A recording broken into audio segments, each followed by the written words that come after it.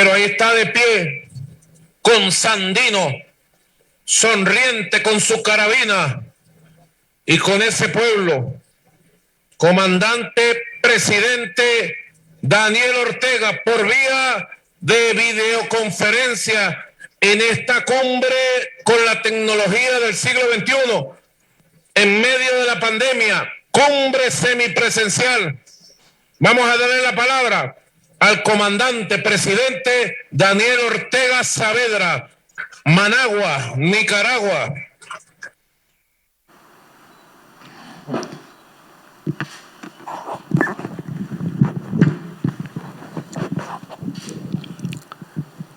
Gracias, querido hermano presidente de la República Bolivariana de Venezuela, Nicolás Maduro Moro. Nuestro saludo al pueblo heroico de Bolívar, de Chávez, de Nicolás. Nuestro saludo a los soldados y oficiales que hoy están desfilando, conmemorando el 200 aniversario de esa batalla histórica, la batalla de Carabobo. No es casual que en este año 2021 estemos conmemorando bicentenario de independencia en la región centroamericana y también más al norte, México. O sea, toda la América que estaba ocupada, sojuzgada, sometida a sangre y fuego por el Imperio Español. Esa América indígena, mezclada también con sangre española, en Carabobo, como lo dijo Fidel, esta América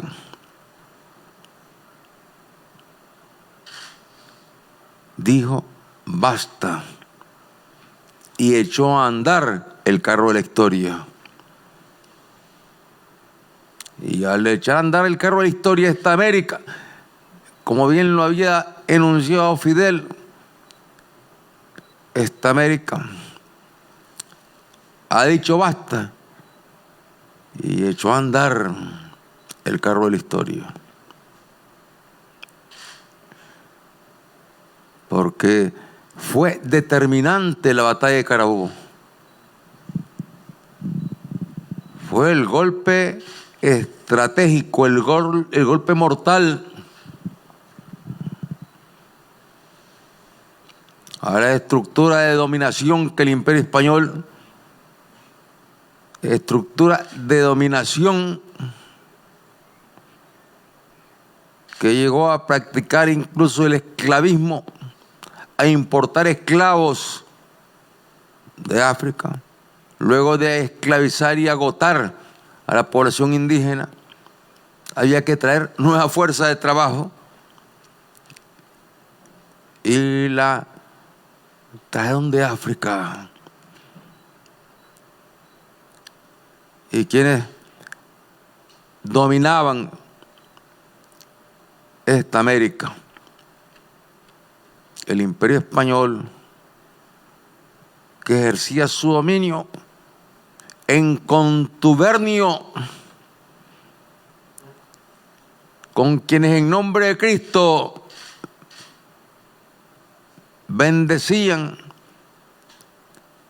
la esclavitud, la pérdida de vidas de las familias indígenas, la destrucción de los patrimonios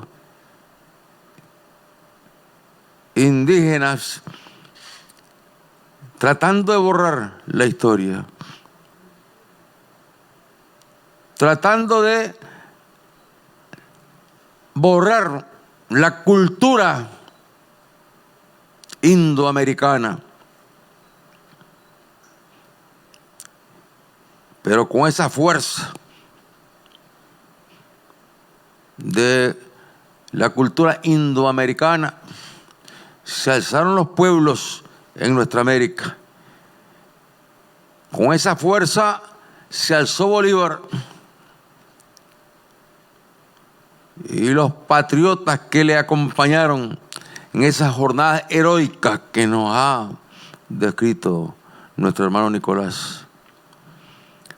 Jornadas verdaderamente extraordinarias, dignos episodios vividos por los héroes que abrieron el camino, abrieron la ruta para la independencia,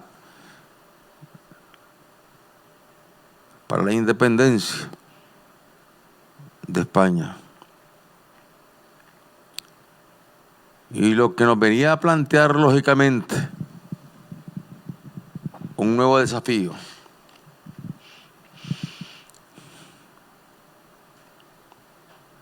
Esa fue nuestra primera independencia. Luego habría que luchar, como estamos luchando, por nuestra segunda y definitiva independencia.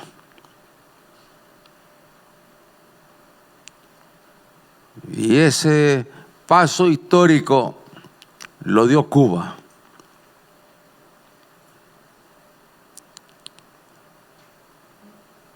Y luego otros pueblos avanzamos en el mismo camino, liberándonos, al igual que Cuba, con la fuerza de las ideas, de la razón y de las armas. No había otra alternativa en esas circunstancias históricas. Y así se produce la revolución sandinista. Y ahí nació nuestra amistad con Cuba, con Fidel, cuando dábamos la batalla contra la tiranía, que no era más que dar la batalla contra el imperialismo.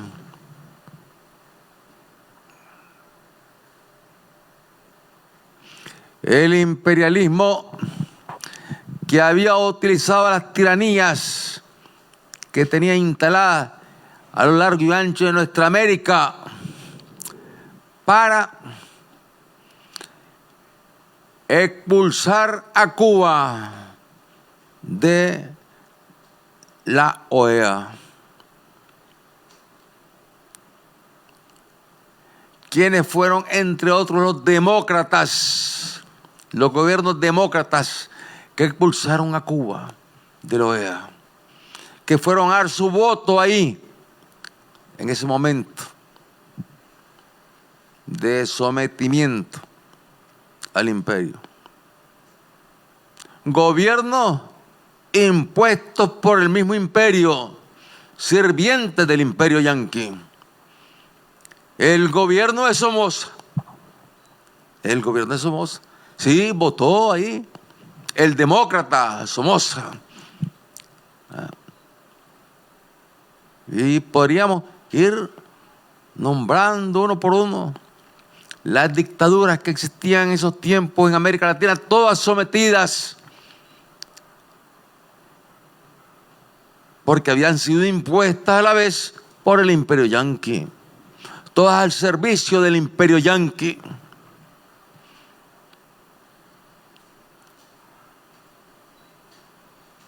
Y ahí, más bien, al ser expulsada Cuba de la OEA, en esas circunstancias históricas, Cuba más bien estaba logrando, gracias a Dios, salir de esa cloaca que estaba ensuciando y empañando, y sigue ensuciando y empañando a los pueblos de nuestra América, que somos miembros todavía, y que de una vez por todas deberíamos de dejar de ser miembros de esa cloaca.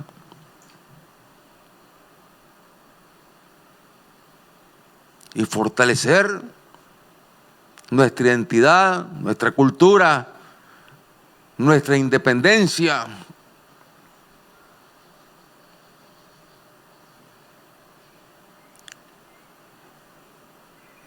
Está claro que ese es un instrumento de dominación del imperio yanqui, que ha sido utilizado no solamente para expulsar a Cuba, sino para invadir naciones que luchando por la libertad se convertían en una amenaza para los enemigos de la libertad, es decir, para el imperio yanqui. Pues la OEA en los últimos tiempos, la que organizó la invasión a República Dominicana, eso no se puede olvidar, no se debe olvidar.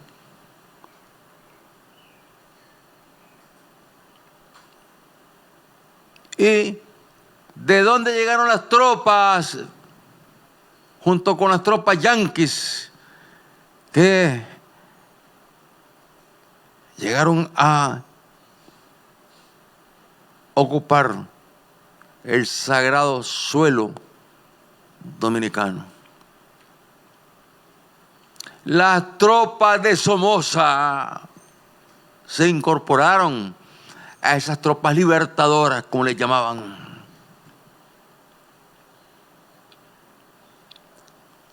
Las tropas brasileñas, dominadas y al servicio de los yanquis, y gobernado ese pueblo por dictaduras, también ahí marcharon. Todos los dictadores puestos por los yanquis mandaron sus tropas a invadir República Dominicana. Es decir, es un arma que tiene el imperio ahí y con la cual amaga y ha amagado con invadir Venezuela.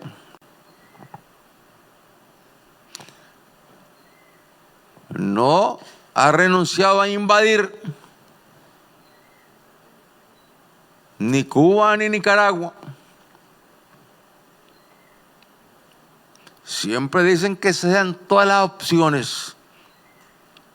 Esa es la respuesta que dan los imperialistas de la tierra. Y por eso pienso que estamos librando una batalla donde, por un lado, después de 200 años, estamos transitando en la construcción de nuestra segunda y definitiva independencia. Y a pesar de las diferencias en el campo ideológico, a pesar de la influencia del imperio frente a la OEA, instrumento de vergüenza y de muerte del imperio yanqui, en circunstancias que solamente momentos históricos de heroísmo, de firmeza, de libertad, de amor a la integración y a la unidad de los pueblos se pueden producir. En esas circunstancias logramos, los latinoamericanos y caribeños, logramos la reunión de nuestros pueblos, de nuestras naciones en la comunidad de estados latinoamericanos y caribeños. Un milagro gracias a los procesos revolucionarios que por diferentes vías se venían desarrollando en nuestros países y donde indiscutiblemente destacaban nuestro hermano, el comandante Fidel, y nuestro querido hermano, el comandante Hugo Chávez. Vanguardia de vanguardia en esa batalla. Defensores de esos principios de unidad. Y estamos con ese nuevo instrumento, que ese nuevo instrumento es el instrumento que va a enterrar totalmente a la OEA. La comunidad de estados latinoamericanos y caribeños va a enterrar a la OEA. Y entonces podremos decir, los latinoamericanos y los caribeños, ahora sí somos libres, ahora sí somos independientes, ahora sí contamos con una unidad, un punto de encuentro que nos da la fortaleza que nos quitaban el imperio con sus instrumentos. Y en estos días de pandemia,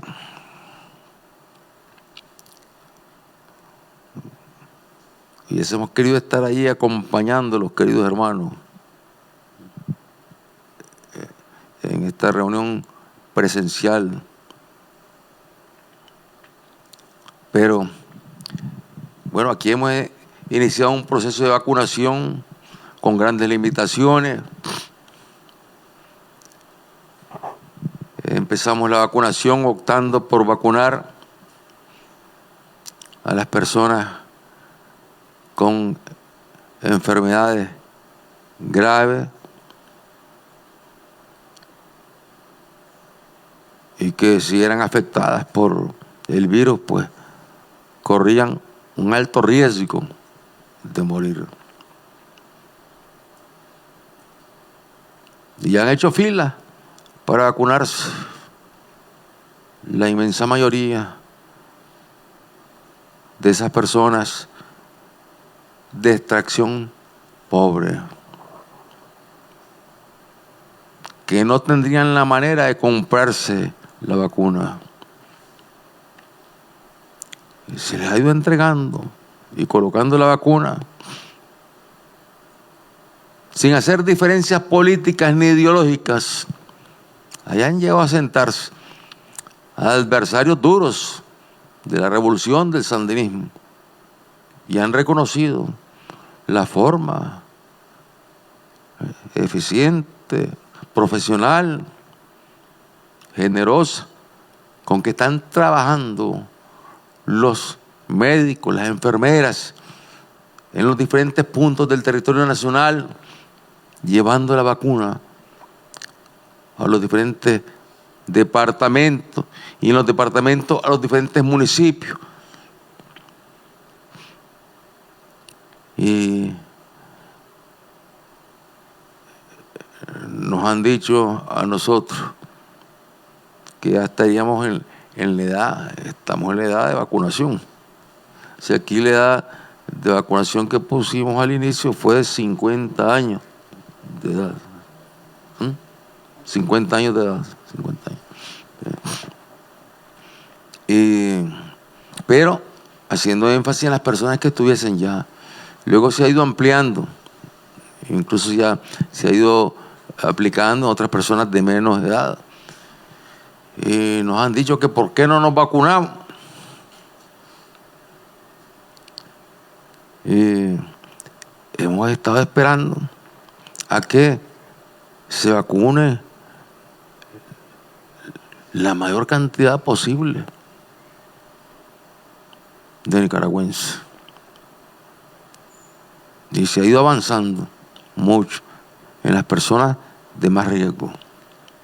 De tal manera que nosotros esperamos vacunarnos ya la próxima semana. Y aquí lo anunciamos. Nos vamos a vacunar la próxima semana. Y yo ando por los 75. Rosario anda acá de cumplir 60 y... ¿Ah? Ayer cumplió 70. ¿Ah? ¿Cuánto? El 22. El 22 cumplió 70. Y nos dicen los médicos que estamos obligados a vacunarnos. Así es que nos estaremos vacunando la próxima semana y estaremos en condiciones para poder ya asistir a eventos presenciales. Que cuánto honor para nosotros haber estado con ustedes, queridos hermanos, en este día. Pero pronto, Dios así lo ha de querer, pronto nos vamos a encontrar, Nicolás. Nos vamos a encontrar con vos, con Silvia, con Arriaza,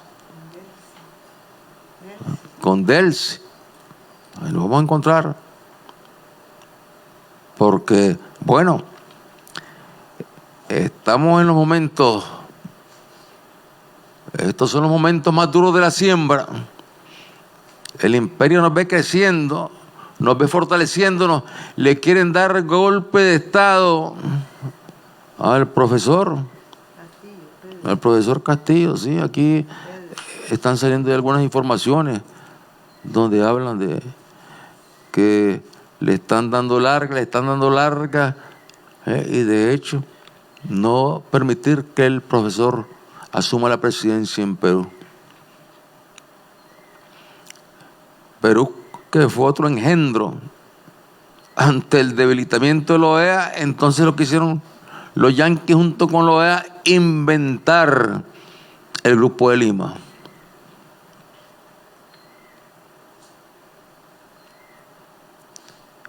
Pero es más grande la fuerza de los pueblos. Nos están lanzando más amenazas.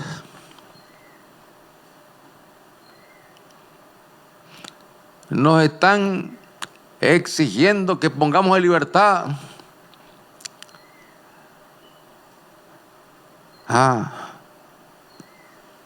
una serie de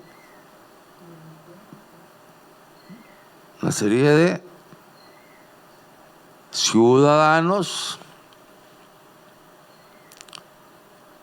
sobre los cuales hay elementos probatorios de delitos de lavado de dinero. Lavado de dinero que proviene de las operaciones que hace el gobierno norteamericano y sus agencias de inteligencia para filtrar recursos a través de diferentes organismos, filtrar millones de dólares, encubriendo los que son para determinadas obras, pero luego resulta que el dinero se mueve en otra dirección para promover golpes de Estado como el que promovieron en abril del 2018. Todo eso está quedando claro. Hay 20 personas detenidas. Ahí están rasgándose las vestiduras. ¿Por qué? Porque son agentes al servicio de los yanquis. Aquí hay miles de ciudadanos detenidos.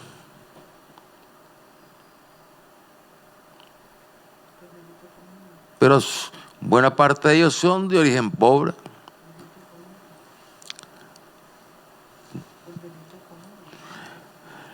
La mayoría son de origen pobre.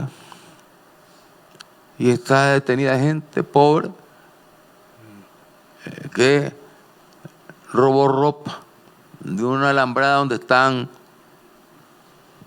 colgando la ropa para que se secara. Y van a la cárcel. Ahí no hay derechos humanos que se preocupen. O gente pobre que cae en la delincuencia, o jóvenes que andan robando celulares.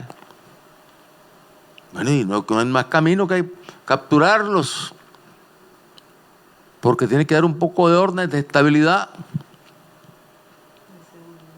Es decir, tiene que haber estabilidad, tiene que haber seguridad, tiene que haber respeto a la ley.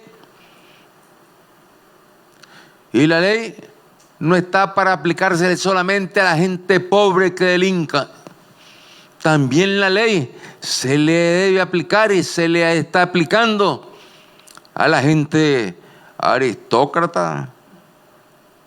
Ha sido a visitante de Washington, ha sido a visitante de Nueva York, con boletos pagados y hoteles pagados por el gobierno yanqui, y hasta viáticos para mover recursos, para mover fondos. Y ahora, como vamos para elecciones el próximo 7 de noviembre, y están claros que estas elecciones las va a ganar el pueblo, las gana el pueblo con el Frente Sandinista a la cabeza. Y porque ellos mismos están claros de la cantidad de obras que se están haciendo, a pesar de ser un pueblo muy pobre, con un presupuesto bien pequeño. Pero cuántas obras, cuántos caminos, cuántas carreteras, un servicio de salud que impresiona. ¿Y cómo nació este servicio de salud? Con la revolución. ¿Y de dónde sacamos nosotros el esquema de este sistema de salud? De Fidel, de Cuba. Fuimos a buscar el apoyo, la solidaridad en Cuba para desarrollar el sistema de salud, para desarrollar la educación, para lanzar la campaña contra el analfabetismo, para alfabetizar. Fue Cuba. ¿Por qué? Porque esos servicios en Cuba no se vendían como una mercadería, sino que se le entregaban al pueblo como un beneficio ganado por el pueblo, derecho del pueblo, la salud y la educación. Y eso nos permitió desde los años 1979-80 ir sentando las bases de un sistema de educación, de salud, que nos permitió avanzar en medio de una guerra terrible que nos lanzaron los yanquis. Donde fueron condenados precisamente en el mes de junio, fueron condenados a finales de junio por la Corte Internacional de Justicia de La Haya. El 27 de junio fueron condenados en la Corte. Y la Corte los manda a indemnizar a Nicaragua. En ese momento eran unos 17.000 millones de dólares por toda la destrucción que habían provocado en nuestro país. Destrucción de escuelas, de puentes, de puertos, aeropuertos, miles de muertos, miles de heridos, miles de mutilados, 17.000 millones de dólares, que hoy es mucho más. Y yo se lo dije al presidente Obama cuando tuvimos la reunión allá en Trinidad y Tobago. Ahí se lo dije. Le hablé de Cuba, de que era hora que levantaran el bloqueo, y le hablé de la deuda que tenían con Nicaragua, que ahora es mucho mayor, y están obligados a honrarla. Ellos que se dicen respetuosos de las leyes internacionales, ellos que se dicen demócratas, están obligados a reconocer ese fallo, esa sentencia, pagándole al pueblo nicaragüense para que pueda reconstruir lo destruido. Hemos venido avanzando lógicamente estos años con un mayor impulso en el ALBA. Es decir, pasamos 18 años fuera del gobierno, de 1990 al 2007 que retomamos el poder, y fue ahí donde inmediatamente nos incorporamos al ALBA. Recién nuestra toma de posesión, el 10 de enero del año 2007, aquí mismo con el presidente comandante Hugo Rafael Chávez Frías, estaba Evo también, y estaba también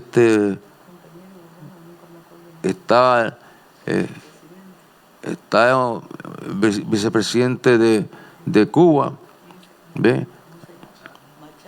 Machado Ventura, estaba Machado, sí.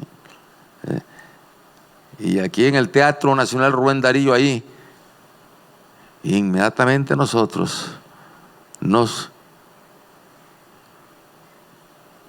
inscribimos, nos adherimos, nos sumamos al ALBA, el nuevo camino que se está construyendo, que se está abriendo y que daría nacimiento a la comunidad de estados latinoamericanos y caribeños, pero sigue siendo el ALBA el núcleo para fortalecer incluso la comunidad de estados latinoamericanos y caribeños. Sigue siendo el ALBA el núcleo para fortalecer la defensa de nuestros pueblos frente a la agresión imperialista ante la comunidad internacional. Y en este día, queridos hermanos, les queremos decir que, bueno, las amenazas como las que le lanzan a Cuba, le lanzan a Venezuela. ¿Y qué dicen ellos?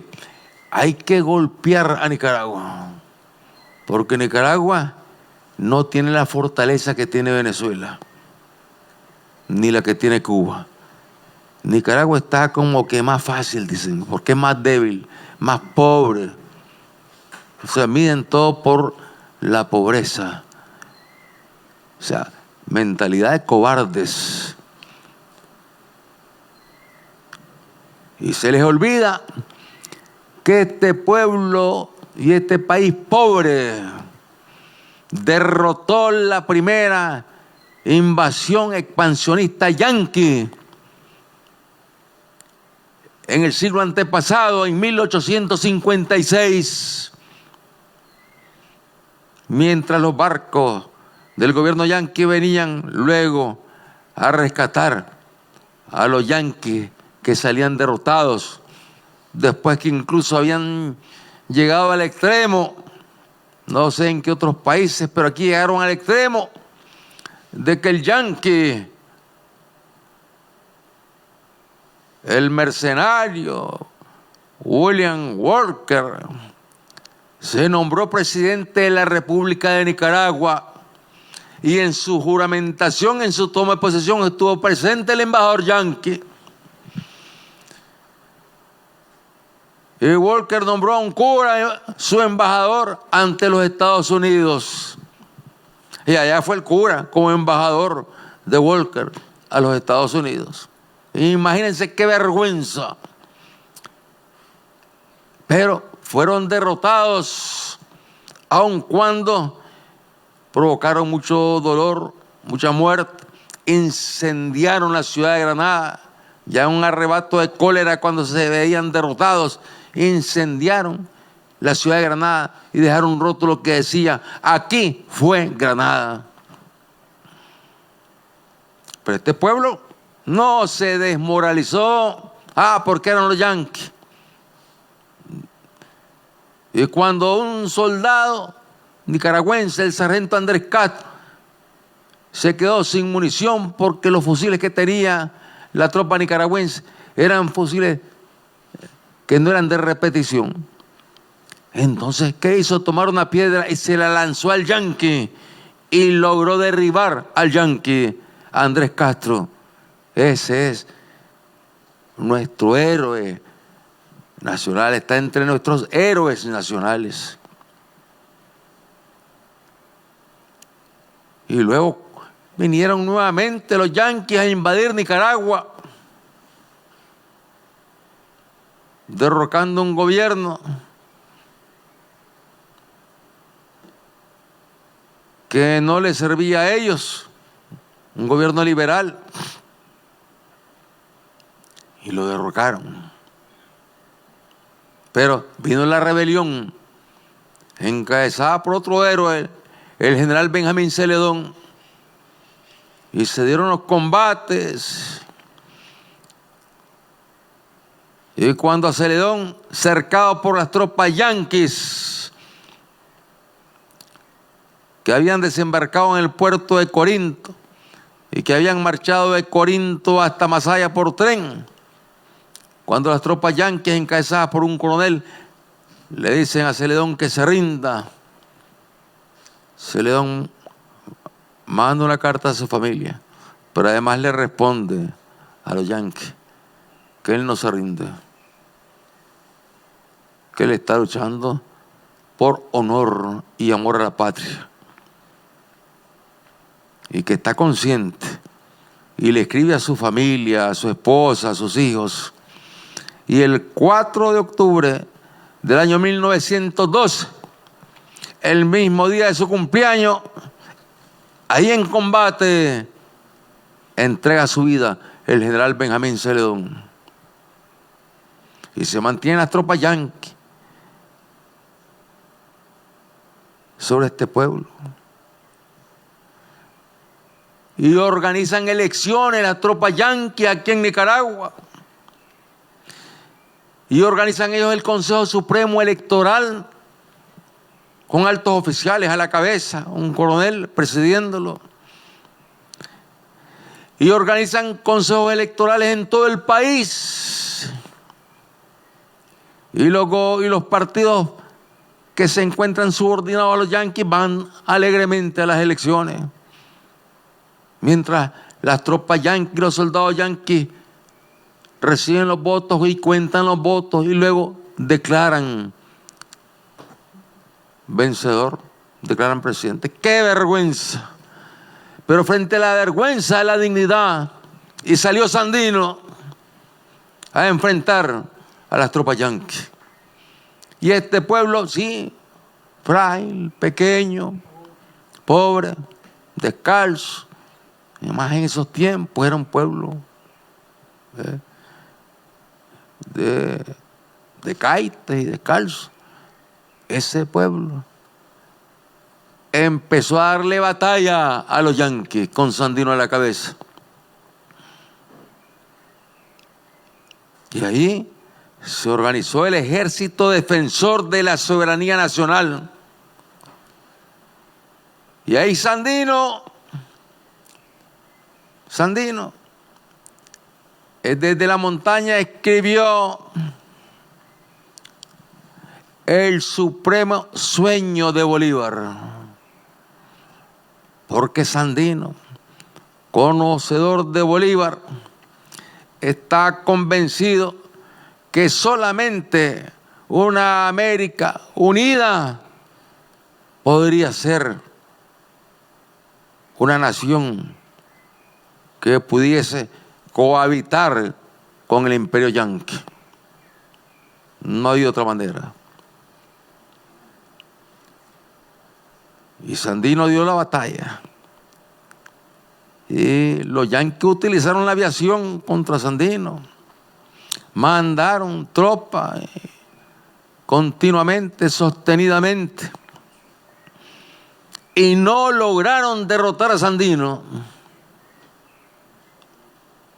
Y ahí, en el Pentágono, en el Congreso de los Estados Unidos, donde tienen ellos sus historiales, donde aparece la derrota de los yanquis en Vietnam, también no les quedó más camino que aceptar su derrota aquí en Nicaragua, porque tuvieron que retirarse sin vencer a Sandino.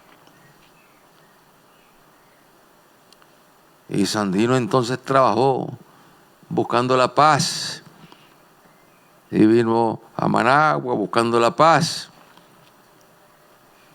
estando claro que lo podían asesinar, estaba convencido. Pero ¿qué otro camino, decía Sandino, en esas circunstancias más que la búsqueda de la paz?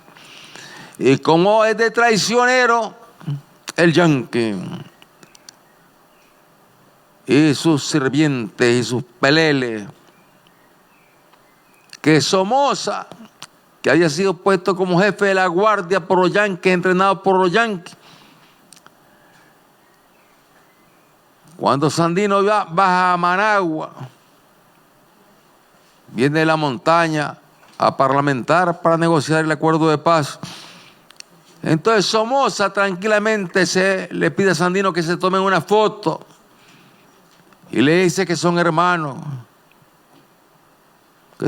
masones, le dice a Sandino, que por lo tanto que tomen la foto y que tienen él a un hermano. Y ahí está esa foto famosa, la foto de Judas,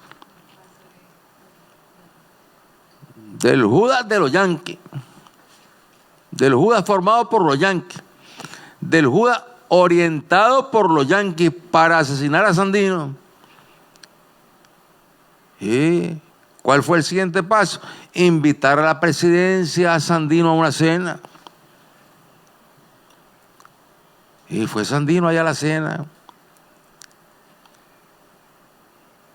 Y luego, cuando viene saliendo de la cena y viene bajando de una loma, ahí lo están esperando. Lo capturan el 21 de febrero de 1934 y junto con otros jefes sandinistas los fusilan, los asesinan de la forma más cobarde y traicionera. Prácticas típicas de los organismos de inteligencia de los Estados Unidos. Y entonces, luego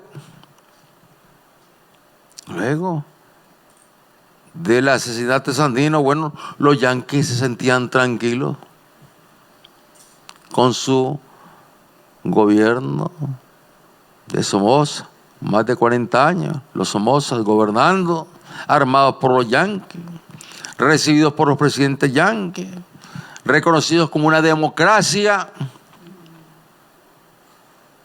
Pero este pueblo pobre, que no perdió la conciencia, no perdió la identidad indohispana de Bolívar, de Sandino, que decía que había que sentirse orgulloso de que por nuestras venas corriera sangre indígena. este pueblo volvió a buscar la libertad. Y la libertad aquí era salir de la opresión imperialista. Y después de miles de muertos, finalmente vino la victoria el 19 de julio de 1979. Y luego vino la otra guerra que nos impusieron inmediatamente, de 1979 hasta 1990. Y unas elecciones totalmente intervenidas por el financiamiento yanqui a los partidos de oposición. Y luego con la amenaza de que si el sandinismo ganaba esas elecciones, volvería la guerra sobre Nicaragua. Bueno, resultado, no fue una elección libre. Fue una elección donde le pusieron al pueblo una pistola en la cabeza. Y la votación fue adversa. Mucha gente lloró cuando estaba votando. ¿Por qué votaba? Porque ya tenía 2 hijos muertos, 3 hijos muertos y no quería más hijos muertos. Y fueron luego 18 años de gobierno democrático, hecho a la imagen y semejanza del imperio yanqui, al servicio del imperio yanqui. Y se empezó a privatizar la salud y la educación y empezó a crecer el analfabetismo. Y le intentaron arrebatar las tierras a los campesinos.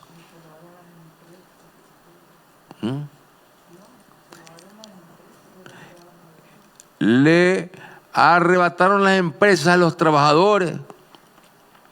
Se las robaron. Privatizaron empresas del Estado, haciendo grandes negociados. Fueron 3 gobiernos manejados por los yanquis.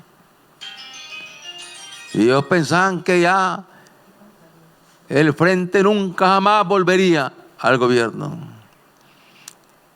Y tenían ellos una consigna, los agentes de los yanquis, que gritaban en sus medios de comunicación. Después de 1990 esa consigna le estuvieron gritando hasta el 2007. Gritaban diario, todo el día gritaban: ¿saben cuándo los sandinistas volverán al poder?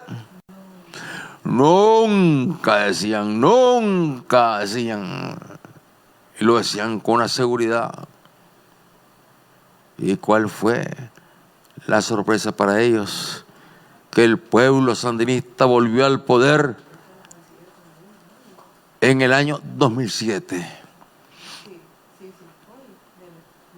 Y logramos crecimiento, logramos estabilidad, ya incorporados en el ALBA, logramos recursos para salvar situaciones que nos había dejado el neoliberalismo aquí en Nicaragua.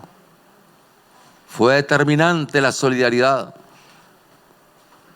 del ALBA, la solidaridad de nuestro hermano, el comandante Hugo Chávez, para que Nicaragua tuviese energía eléctrica, porque cuando llegamos al gobierno no había energía eléctrica.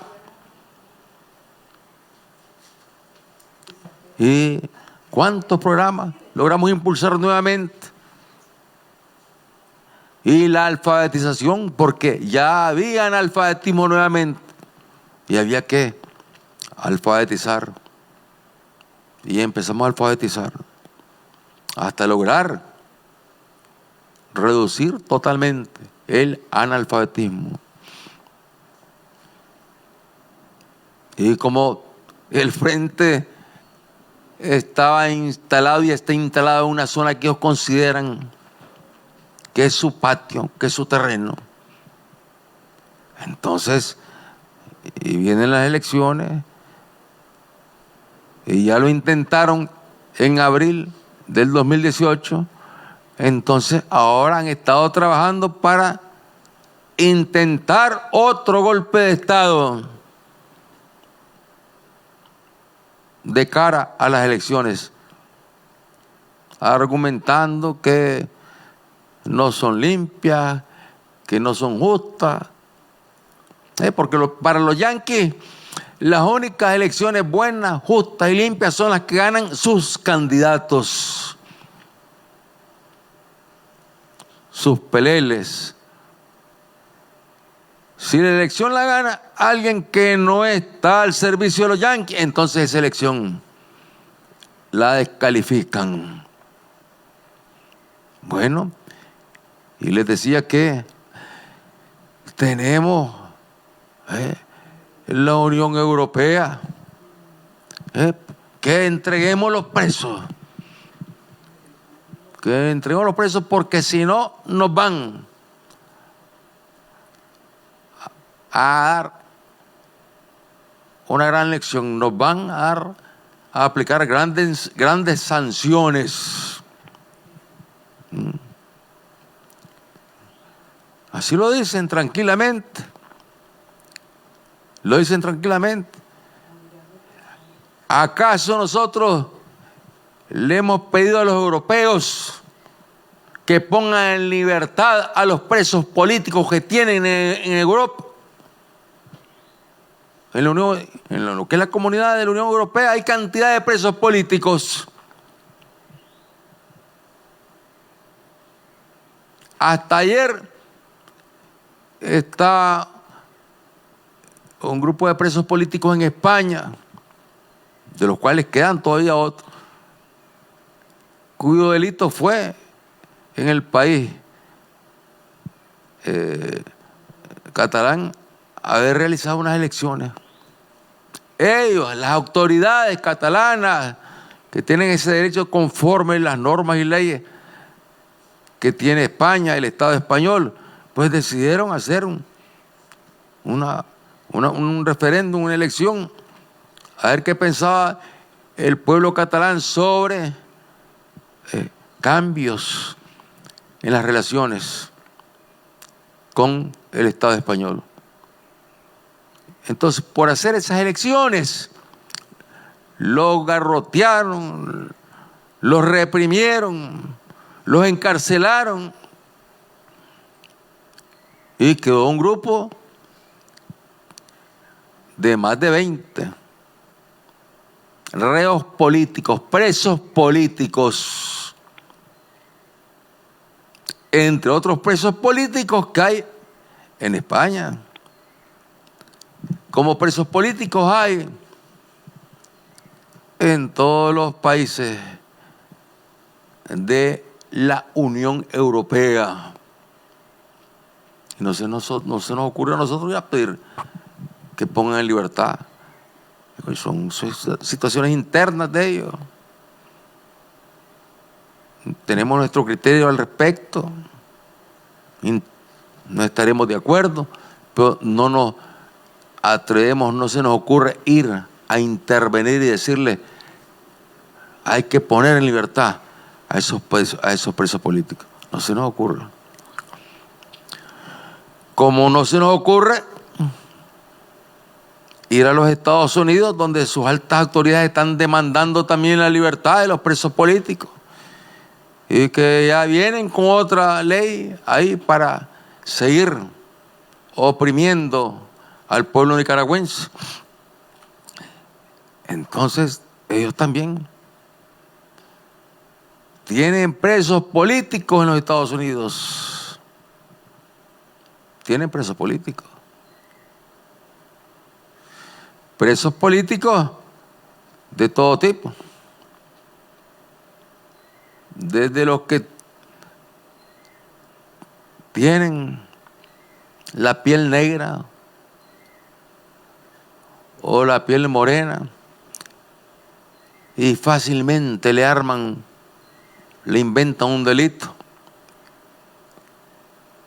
simplemente porque el racismo existe en los Estados Unidos, como existe en Europa también. Y reconocidos por ellos mismos, aunque no les llaman presos políticos, hay más de 400 norteamericanos de los miles que fueron al Congreso a protestar porque decían que las elecciones eran fraudulentas. No es la primera vez que se habla de fraude en los Estados Unidos, pero en esta ocasión, bueno, se fueron sobre el Congreso. Y el escándalo, porque llegaron al Congreso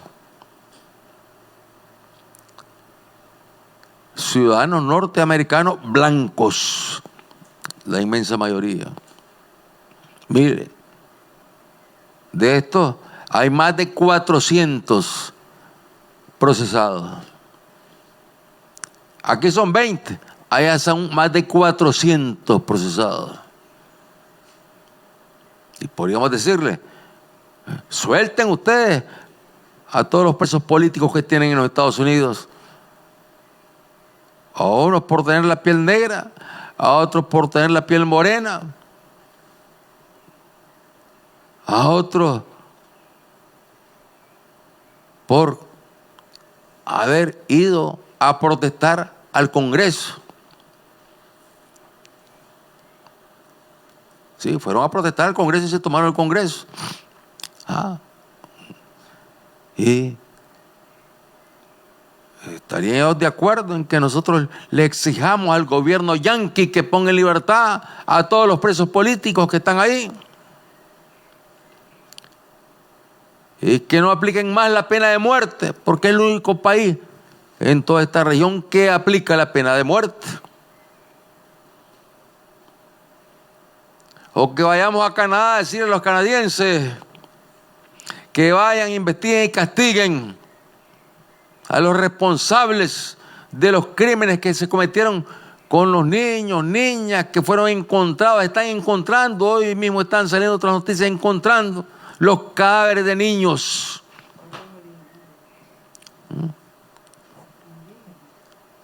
Niños y niñas. ¿Ah? Niños y niñas. No son niños y niñas blancas. Los niños y las niñas son de los pueblos originarios de Canadá,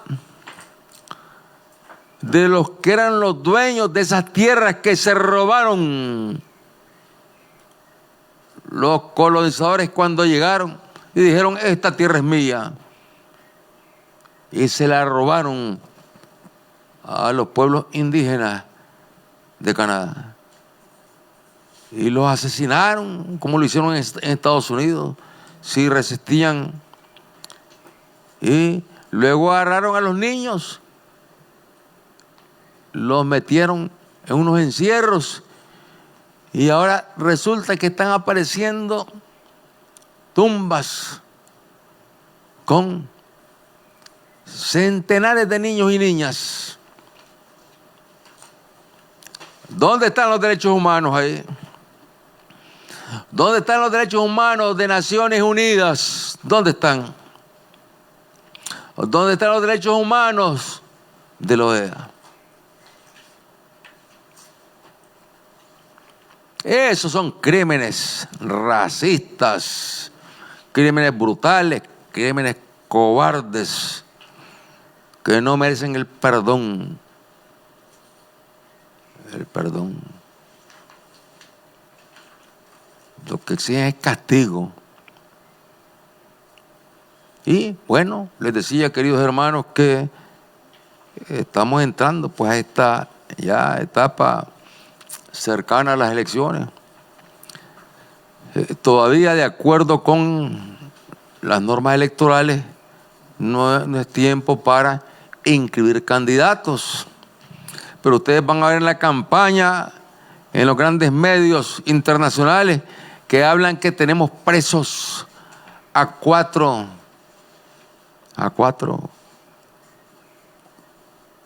candidatos y que los otros son dirigentes políticos.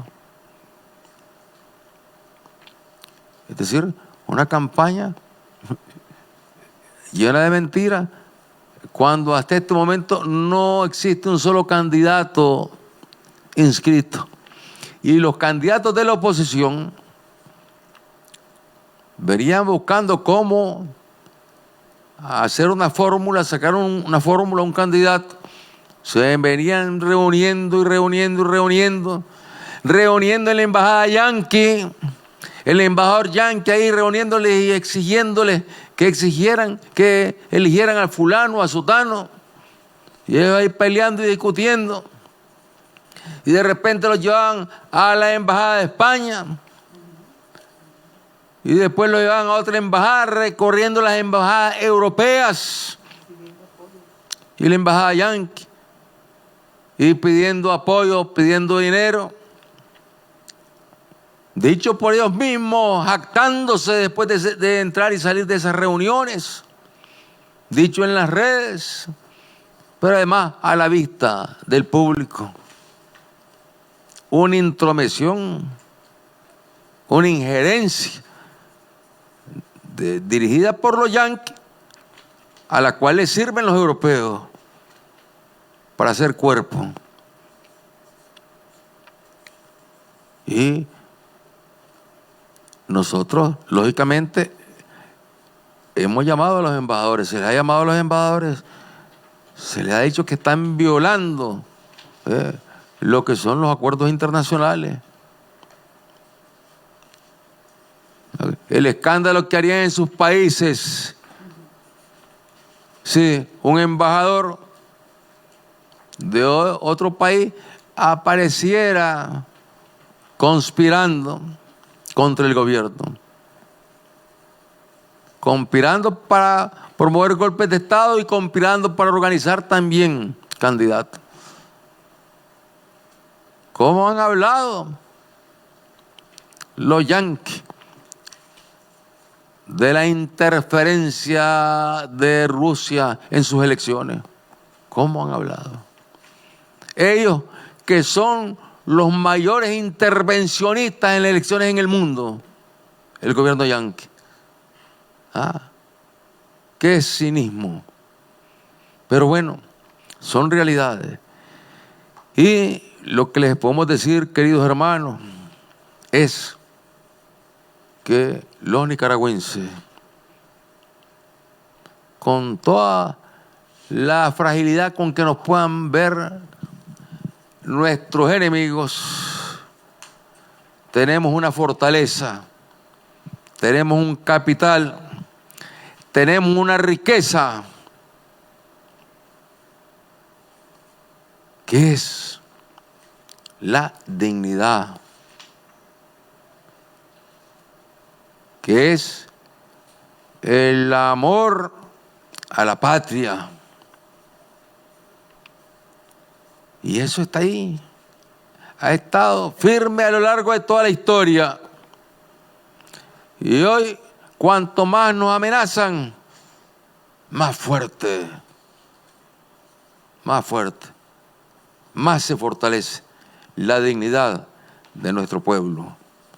Así como también sabemos que más se fortalece la dignidad del pueblo venezolano, del pueblo bolivariano, del pueblo cubano, de los pueblos que son agredidos, amenazados. Por eso decimos, aquí no hay rendición. Aquí no hay rendición. Aquí no hay un paso atrás. Aquí continuaremos adelante, llevando nuestro proceso electoral de la forma en que lo estamos llevando, de acuerdo con las normas internacionales, nacionales, estamos llevando, de acuerdo con nuestras leyes, de acuerdo con nuestras regulaciones, con la participación de una gran cantidad de partidos que están participando en este proceso. Y en paz, defendiendo la paz, que es lo más sagrado para este pueblo y que es lo que más reconoce del gobierno que ha logrado restablecer la paz. Y como con la paz se multiplican las escuelas, los puestos de salud, las carreteras, la vivienda, la siembra en los campos para contar con los alimentos del pueblo nicaragüense. Nuestro espíritu, queridos hermanos, es el espíritu de los héroes de Carabobo. Nuestro espíritu es el espíritu de Bolívar, que bien se ha dicho, con Chávez se empezó a decir, a repetir algo que es real. La espada de Bolívar camina por América Latina. Que viva el ALBA, que viva la revolución bolivariana, que viva Chávez, que viva Fidel, padre del ALBA, y que viva nuestro hermano Nicolás. Y saludos a todos los dirigentes, presidentes de gobierno. ¿Cómo? Nuestro saludo a Fidel. A Fidel, claro, Fidel está presente con nosotros. Y a Raúl, a Díaz Canel, al presidente de Bolivia, a nuestro hermano Luis Arce, a Evo, a nuestro hermano Ralph González, a nuestro hermano Rafael Correa. Igualmente nuestro saludo para Roosevelt, claro,